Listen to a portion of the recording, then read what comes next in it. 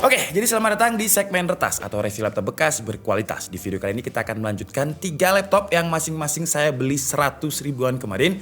Dan yang sekarang ini dari merek XP. Dan ini menarik banget karena dengan harga 100 ribu kita udah dapat laptop flip walaupun memang layarnya udah pecah.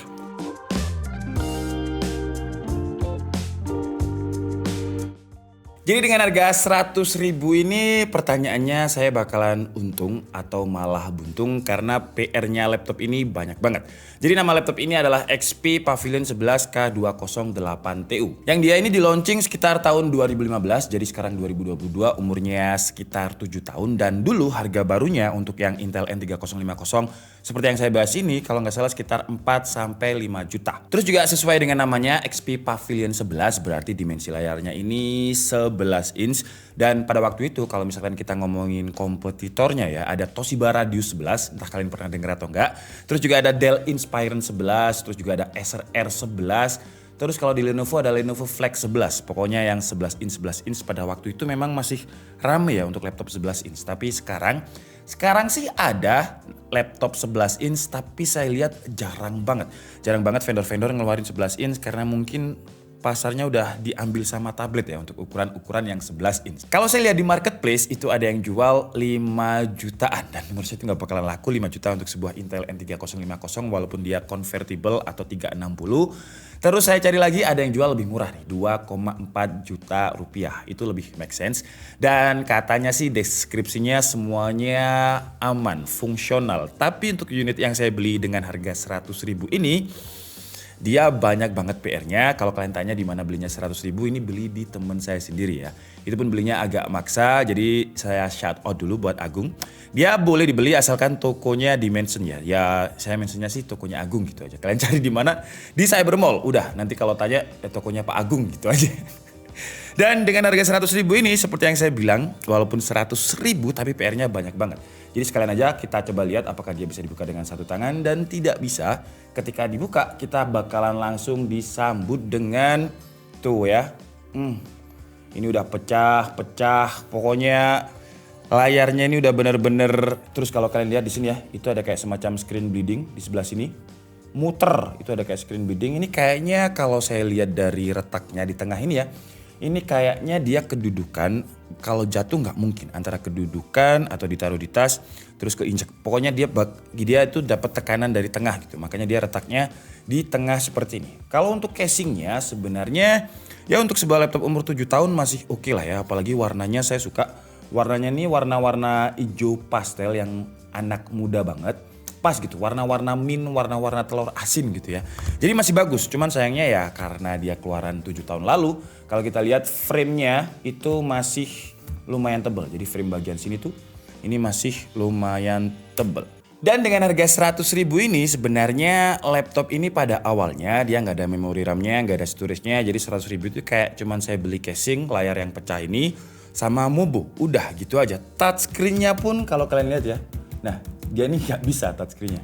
Tuh ya, padahal laptop ini convertible 2-in-1 bisa jadi tablet seperti ini, tapi touchscreen-nya nggak bisa. Dan kalau misalkan saya lihat di marketplace ya, misalkan saya mau restorasi laptop ini, biayanya lumayan mahal. Kalau LCD-nya aja masih oke lah, saya lihat ada yang jual itu di harga 700 ribu. Tapi kalau misalkan kita mau full restorasi sama frame-nya yang pecah ini, saya lihat itu ada yang jual sekitar 1,8 juta rupiah. Jadi untuk modal restorasi layarnya aja itu saya kan beli 100 ribu. Terus habis gitu 1,8 juta. Berarti 1,9 juta. Itu untuk bagian layar aja karena dia touchscreen-nya juga udah nggak berfungsi. Kalau kita hitung tadi yang termurah itu sekitar 2,4 juta. Tapi kan ini 1,9 juta PR-nya masih ada ya, memori RAM. Memori RAM-nya itu 250 ribu, saya beliin yang 4 GB DDR3. Terus untuk storage bawaannya sebenarnya hard disk 500 GB, tapi saya pakai SSD di sini biar lebih kenceng.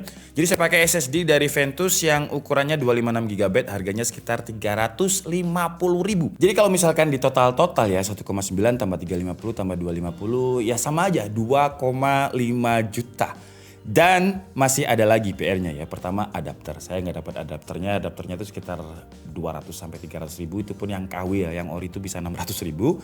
Jadi kalau misalkan kita beli ori berarti berapa tuh? 3,1 juta. Terus ada masalah lagi yaitu baterai.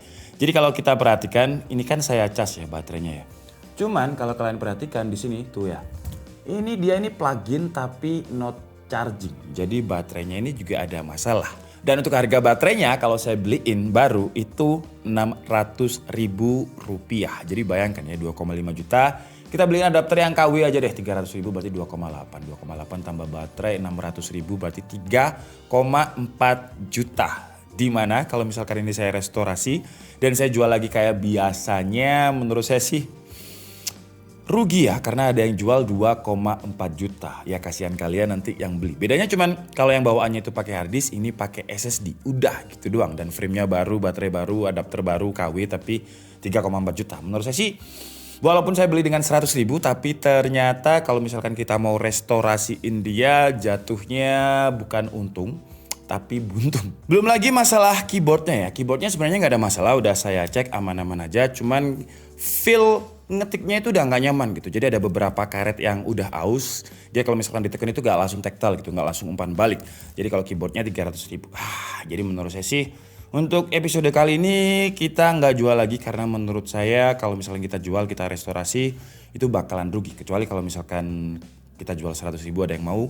Dengan kondisi yang saya beli nggak ada hard disk, memori RAM ya nggak masalah sih ya. Cuman ya mau buat apa gitu loh kalau misalkan kita jual lagi ya. Tapi kalau misalkan kita abai dengan layarnya yang paling mahal ya komponennya tadi sekitar 1,8 juta. Jadi kita cuman modif di bagian storage dan juga memori RAM. Apakah laptop ini secara spesifikasi performa itu masih bisa digunakan di tahun 2022? Jadi XP Pavilion 11 itu kalau misalkan secara kasta ya dia masih di atasnya XP 14, XP 14S, terus juga ada XP Pavilion. Itu masih di atasnya XP 14 lah yang seri-seri mainstream. Untuk prosesornya dia pakai Intel N3050 2 core 2 thread di base clocknya 1,6 GHz. Dengan layarnya itu pakai Intel HD Graphics, RAM bawaannya sebenarnya 4 GB DDR3, storage bawaan aslinya. Kalau dari XP-nya itu belum pakai SSD ya, karena pada waktu itu laptop-laptop SSD itu mahal, nggak semurah sekarang. Sekarang kayaknya saya lihat malah jarang vendor yang bikin laptop pakai hard disk. Adapun yang harganya biasanya 4 juta ke bawah lah.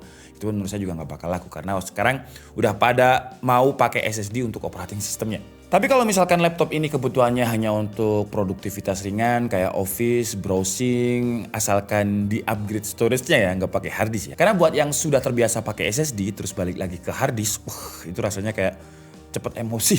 Kalau untuk trackpad-nya sebenarnya dia masih oke, masih berjalan dengan baik. Klik kanannya juga berfungsi, klik kirinya juga berfungsi, aman. Kalau untuk port-portnya pada waktu itu ya, portnya itu walaupun laptopnya bisa dibilang laptop tipis pada zamannya, tapi portnya lumayan banyak. Di sebelah kanan ini ada audio jack, terus di sini juga ada tombol Windows. Jadi kalau misalkan tablet sekarang kan biasanya laptop-laptop yang convertible, di bagian sampingnya itu kan ada kayak semacam tombol on off ya. Tapi kalau laptop convertible dulu XP, misalkan kita tekan yang tombol Windows tadi, search, nah dia akan muncul Windowsnya seperti ini. Sama kayak tombol yang ada di sini. Jadi kalau misalkan di mode tablet kita bisa lebih praktis lah untuk menjangkau tombol Windows. Karena tombol Windows itu kan sering banget kita pakai ya. Terus juga ada dua buah port Type A, HDMI dan masih ada input LAN. Terus di sebelah kirinya ada tombol power, jadi tombol powernya udah memisah, ada Kensington lock, terus juga ada full size micro SD card, ada volume up and down juga. Banyak banget ya portnya ya. Terus juga ada port Type A. Jadi ketika dia jadi tablet itu lebih praktis aja. Jadi misalkan nih dia jadi tablet seperti ini. Tuh ya, kita bisa tekan tombol Windows-nya yang ada di sebelah kanan tadi. Terus kalau misalkan mau volume up, volume down, bisa pakai tombol yang ini. Kurang satu sih harusnya ya. Jadi kalau misalkan dia ada tombol, ini. Kalau misalkan tombol on off-nya di sini. Iya. Jadi lebih fungsional aja ya ketika menjadi tablet. Ini sleep atau mati nih? Wah, mati ternyata. Coba saya nyalain lagi. Enggak ya, dia nge-sleep doang. Dan karena menurut saya kalau misalkan saya restorasi dia nggak layak ya karena harganya jatuhnya lebih mahal. Jadi ya udah kayak gini aja. Cuman ada RAM, storage. Itu doang yang saya upgrade gitu ya. Buat kalian yang tanya kemarin episode 100.000 Samsung yang ada polisi tidurnya itu yang kita bahas kemarin. Itu ketika saya mau upgrade itu nggak bakalan ada episode lanjutannya karena ketika saya upgrade kan RAM-nya dia 2 GB ya. Ketika saya tambahin RAM 4 GB DDR3 itu kebacanya tetap 2. Ketika saya upgrade RAM 8 kebacanya di sistem juga tetap 2. Jadi kayaknya memang support maksimum memorinya cuma di 2 GB. Jadi untuk Samsung kemarin nggak kita lanjutin karena saya tes apapun dia juga nggak bisa. Percuma juga, kontennya nggak bakalan jalan. Tapi untuk XP ini dia masih bisa kalau misalkan kita gunakan untuk main game emulator Batocera.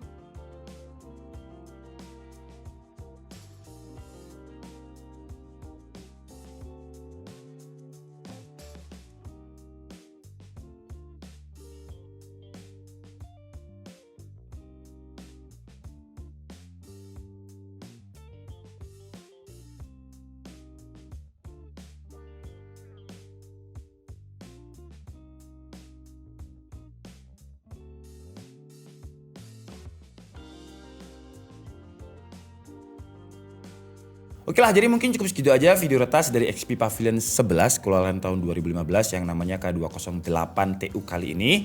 Kesimpulannya saya nggak akan restorasi, jadi nggak bakalan ada episode selanjutnya karena menurut saya harganya terlalu mahal kalau untuk restorasi. Karena gini ya, untuk laptop atau semua barang klasik, kalau misalkan penjualnya makin dikit, itu kan demandnya dikit juga. Jadi penjualnya itu kayak wah nggak ada saingan lain, jadi dia main harganya itu lebih gampang gitu. Karena stoknya dikit, jadi harganya bisa dimainin gitu. Kalau misalkan banyak yang punya laptop ini, terus yang jual spare partnya juga banyak, harganya pasti lebih terjangkau. Kesimpulannya menurut saya, kalau misalkan kalian mau beli laptop ini dengan harga 2,4 juta yang seller tadi ya, masih oke sih kalau misalkan 2,4 juta.